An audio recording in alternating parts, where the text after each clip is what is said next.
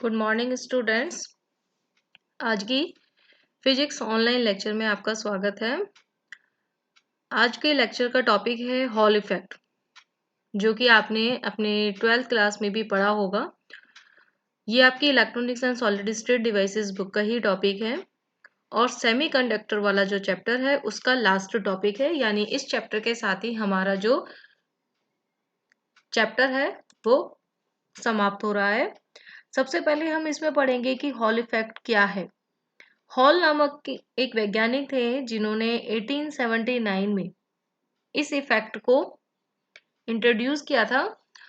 उन्होंने यह कहा कि जब कोई मैग्नेटिक फील्ड एक डायरेक्शन में लगाया जाता है, उसके परपेंडिकुलर अगर करंट फ्लो की जाती है तो जो तीसरी परपेंडिकुलर डायरेक्शन होगी उसमें एक इलेक्ट्रिक फील्ड जनरेट हो जाता है।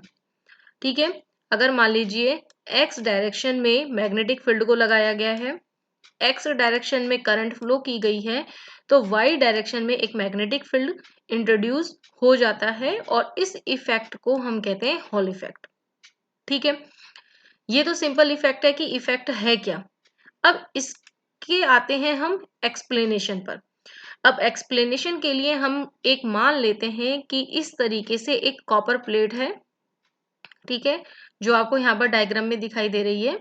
इसमें हम एक्स डायरेक्शन में जे एक्स जो है वो करंट डेंसिटी को बता रहा है, तो हमने एक्स डायरेक्शन में इसमें करंट अप्लाई की है और बी जेड जो है वो मैग्नेटिक फील्ड को दिखा रहा है, जो कि क्रॉस के द्वारा ये बता रहा है कि जो मैग्नेटिक फील्ड है वो जेड डायरेक्शन में है, तल के नीचे की ओर। यानी प्लेट जो कॉपर प्लेट है उसमें मैग्नेटिक फील्ड ऊपर की तरफ ना आकर के नीचे की तरफ है। ठीक है, अब जब ये मैग्नेटिक फील्ड लगाया जाता है तो इसके कारण क्या होगा कि जितने भी ये मूविंग पार्टिकल, क्योंकि करंट फ्लो हो रही है तो ऑब्वियस है कि जितने भी चार्ज कैरियर्स हैं वो मूव करेंगे। अब मूव करने की वजह से क्या होगा कि उन पर एक मैग्नेटिक फोर्स काम करेगा, वीडी ड्रिफ्ट वेलोसिटी है। तो ये जो मैग्नेटिक फील्ड है, ठीक है, वो क्या करेगा कि उन चार्ज पार्टिकल्स को ड्रिफ्ट करेगा इस मैग्नेटिक फोर्स की डायरेक्शन में। अब मैग्नेटिक फोर्स की डायरेक्शन में ये मूव होने की वजह से, ड्रिफ्ट होने की वजह से क्या होगा कि जैसे आपको ये कर्व लाइंस के थ्रू इनकी डायरेक्शन दिखाई हुई है, जिसकी वजह से क्या होगा, जैसे कि अब इस डायरेक्शन में इलेक्ट्रॉन्स जो हैं वो इधर लेफ्ट साइड जाने वाले थे, वो क्या करेंगे कि इस तरीके से घूम करके दूसरी डायरेक्शन में ड्रिफ्ट करेंगे, अपवाह करेंगे, जिसकी वजह से क्या होगा कि अगर हम सी और डी दो प्लेट्स हमें यहाँ पे दिख रही हैं, दो साइड्स दिख रही हैं, तो इन साइड्स की अगर हम बात करें तो एक साइड पर तो पॉजिटिव चार्ज जो होगा वो इकट्ठा होना, एक्युमुलेट होना शुरू हो जाएगा, दूसरी साइड जो है वो पॉजिटिव चार्ज इकट्ठा होना शुरू हो जाएगा। लेकिन ये जो चार्ज है ये ठहरा हुआ नहीं है, यानी कि ये ऐसा नहीं है कि यहाँ पर पूरा का पूरा जो इलेक्ट्रॉन्स है वो सी की तरफ इकट्ठे हो जाएंगे, होल्स सारे के सारे पी की तरफ, वो डी की तरफ इकट्ठे हो जाएंगे, ऐसा नहीं है। ठीक है, तो अब इसकी वजह से क्या होगा कि अब जैसे ये चार्ज डेंसिटी में एक वेरिएशन हो गया, तो जिसकी वजह से क्या होगा, एक ट्रांसवर्स इलेक्ट्रिक फील्ड, हिंदी में अनुप्रस्थ विद्युत क्षेत्र एक उत्पन्न हो जाएगा। ठीक है, इन दोनों इन चार्ज पार्टिकल्स के ड्रिफ्ट के कारण। और ये जो EH प्रोड्यूस होगा ये किस तरीके से होगा, इस वाले मैग्नेटिक फील्ड की अपोजिट डायरेक्शन में। जैसे यहाँ पर हमने EH की डायरेक्शन को दिखाया हुआ है, तो ये इसकी डायरेक्शन इसकी अपोजिट होगी, यानी मैग्नेटिक फील्ड, और इसको हम नाम दे रहे हैं इलेक्ट्रोस्टैटिक फोर्स। तो इन दोनों की जो डायरेक्शन है वो अपोजिट होगी, और जिसकी वजह से हमने यहाँ पर बताया कि मैग्नेटिक फील्ड के अपोजिट होने की वजह से जैसे ये मैग्नेटिक फोर्स उसको मूव करवाना चाहता है, ये उसको रोकेगा। ठीक है, और जो ड्रिफ्ट है, जो अपवाह है आवेश चालू वाहकों का, तो उसको वो रोकेगा, और जिसकी वजह से हमें एक इक्विलिब्रियम पोजीशन प्राप्त हो जाएगी, जिसको हम स्टेडी स्टेट कह रहे हैं। और यहाँ पर जो ये इलेक्ट्रिक फील्ड प्रोड्यूस हो रहा है उसको हम कह रहे हैं हॉल इलेक्ट्रिक फील्ड। ठीक है, यहाँ तक समझ में आ गया। अब इसमें जो लॉरेंज यानी स्टडी स्टेट की बात जो हमने की है, इक्विलिब्रियम की बात की है, तो जो इन दोनों को मिलाकर के जो चार्ज पे टोटल लॉरेंज फोर्स लग रहा है, ये हमारा मैग्नेटिक फील्ड फोर्स है, ये हमारा हॉल फील्ड यानी कि जो ट्रांसवर्स इलेक्ट्रिक फील्ड प्रोड्यूस हुआ है उसके कारण फील्ड है। तो ये दोनों को मिलाकर के जो लॉरेंस फोर्स है वो जीरो हो जाएगा स्टेडी स्टेट में, क्योंकि दोनों ही इक्वल एंड अपोजिट लग रहे हैं। तो यहाँ से हमारे पास इक्वेशन मिल जाती है EH is equal to minus VD into B. अब VD क्या है, वो है drift velocity of charge carrier. अगर इलेक्ट्रॉन की बात करेंगे तो VE हो जाएगा, अगर होल्स की बात करेंगे तो VH हो जाएगा। और मैग्नीट्यूड की बात करें तो EH इज इक्वल टू हमारे पास VD इंटू BZ हमें प्राप्त हो जाता है।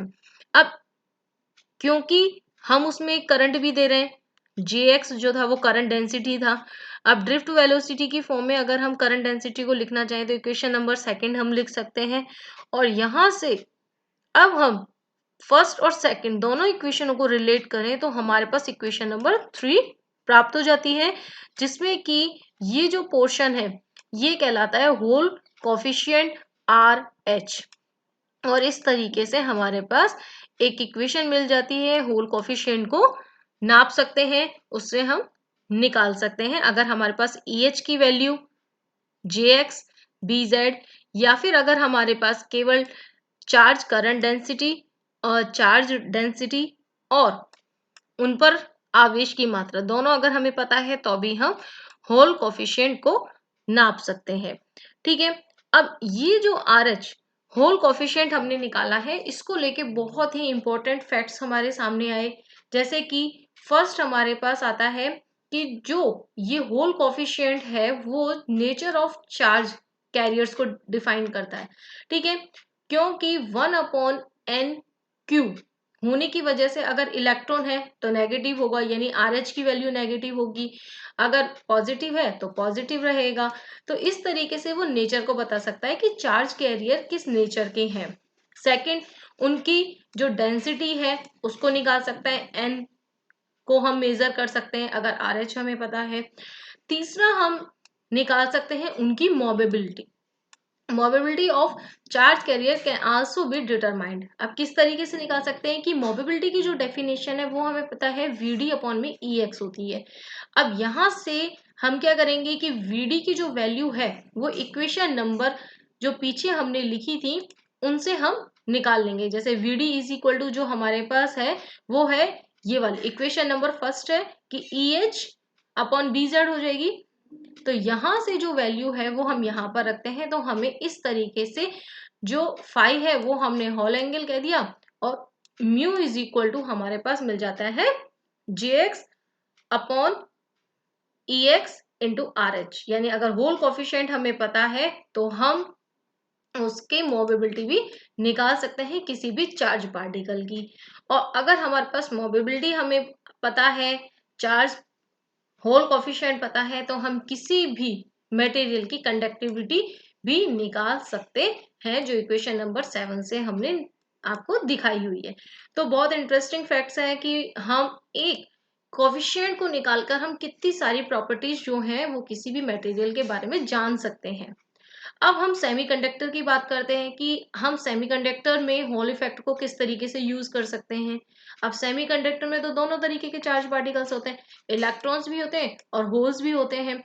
तो यहाँ पर जो करंट डेंसिटी है वो दोनों को मिला करके ही हम लिखते हैं, यानी कि Gx is equal to equation number 8 में हमने दिखाया है, जिसमें कि N नेगेटिव चार्ज और P होल्स के लिए। तो दोनों की फॉर्म्स में हम लिखते हैं। इनकी जो मोबिलिटी है एक की माइनस रहेगी एक की प्लस रहेगी, इलेक्ट्रॉन्स के लिए माइनस होती है और होल्स के लिए प्लस रहती है। अब इन दोनों वैल्यूज को जब हम इक्वेशन नंबर 8 में लिखते हैं तो हमारे पास इस तरीके से ये वाली इक्वेशन प्राप्त हो जाती है। अब यहाँ पर हम क्या कर रहे हैं कि जो हमने लॉरेंज इक्वेशन लिखी थी, लॉरेंज फोर्स की इक्वेशन जो पहले हमने लिखी थी जीरो के लिए, तो यहाँ पर क्या होगा कि दोनों के लिए अलग अलग उनका एडिशन जो है वो जीरो हो जाएगा।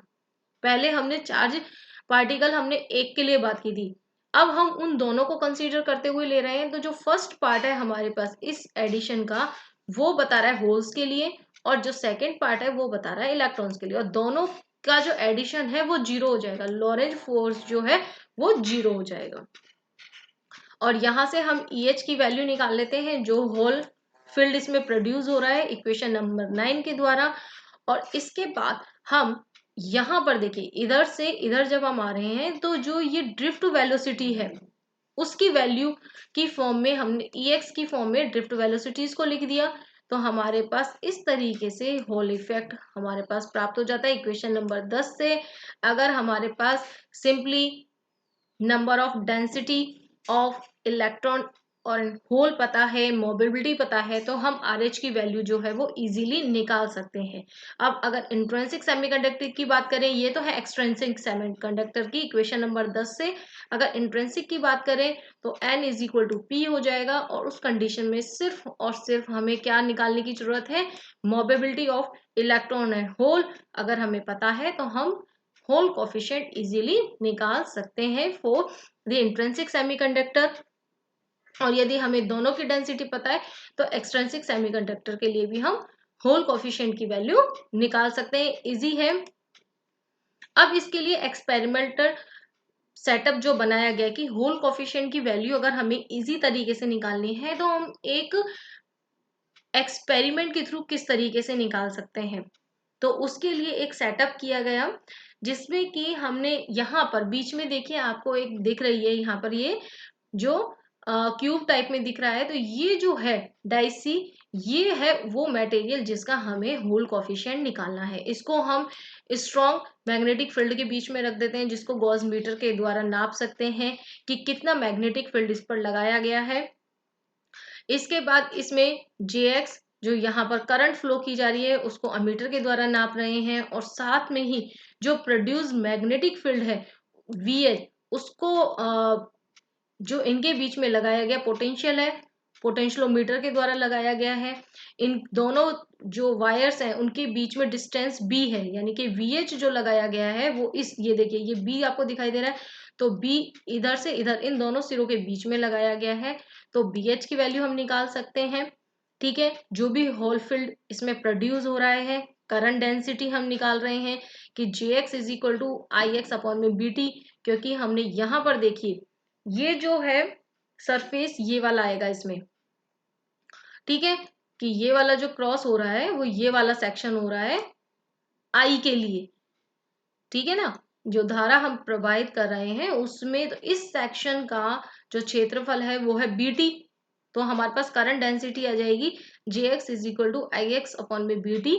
और यहां से इन दोनों इक्वेशंस को यूज करते हुए जब हम RH के फॉर्मूले में रखते हैं तो हमारे पास इस तरीके से RH के लिए एक फॉर्मूला मिल जाता है, जिसमें कि अगर हमारे पास VH जो हम यहाँ मेजर कर रहे हैं, IX जो अमीटर से हमें प्राप्त हो रही है, T इसकी थिकनेस है जो हमें पता है, और BZ जो हम यहाँ गॉस मीटर से निकाल रहे हैं। तो अगर ये चारों वैल्यूज हमें पता है तो हम किसी भी मटेरियल के लिए RH यानी होल कोफिशिएंट की वैल्यू निकाल सकते हैं। तो इस तरीके से हमारा ये चैप्टर कंप्लीट हो जाता है। सेमीकंडक्टर का जो टॉपिक था जिसमें हमने बहुत कुछ पढ़ा, बैंड थ्योरी पढ़ी, इंट्रिंसिक सेमीकंडक्टर, फिर एक्सट्रिंसिक सेमीकंडक्टर्स, उनकी प्रॉपर्टी, हॉल इफेक्ट, काफ़ी कुछ चीज़ें हमने पढ़ी हैं। तो आप इन सभी लेक्चर्स को ध्यान से पढ़ें। और अब मैं आपको कल एक असाइनमेंट देने वाली हूँ इन्हीं लेक्चर्स के ऊपर, सो आप इन लेक्चर्स को अच्छे से पढ़ें और अपना जो असाइनमेंट है वो ध्यान से करें, और लास्ट डेट से पहले पहले आप उसको जब सबमिट भी करें। अगर आपको इन लेक्चर से संबंधित कोई भी प्रॉब्लम होती है तो आप कॉलेज के व्हाट्सएप ग्रुप के थ्रू या मुझे पर्सनल कॉल करके भी आप पूछ सकते हैं। तो थैंक यू सो मच।